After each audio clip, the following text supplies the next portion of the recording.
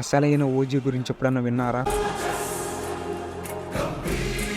భగత్ సింగ్ అప్పుడే 12 ఏళ్లు. జలియన్వాలా బాగ్ మారణ హోమం జరిగిన వెంటనే ఆయన అక్కడికి వెళ్ళాడు. రక్తంతో తడిసిన మట్టిని తన సంచిలో సేకరించాడు. అక్కడే దేశభక్తి అగ్ని అతనిలో రగిలింది. 21 ఏళ్లకి ఇంట్లో పెళ్లి చేసుకోమని చెప్తుంటే భగత్ సింగ్ ఒక నోటును రాసి తన ఇంటిని ఊరిని వదిలిపెట్టి దేశ సేవ కోసం పయనమయ్యాడు. బ్రిటిష్ సైనికులు లాలా లజపత్ రాయ్ గారిని చంపినప్పుడు భగత్ సింగ్ ప్రతీకారం తీర్చుకున్నాడు. సాండర్స్ ను కాల్ చేశాడు. ఆ తర్వాత అసెంబ్లీ బాంబు సంఘటన.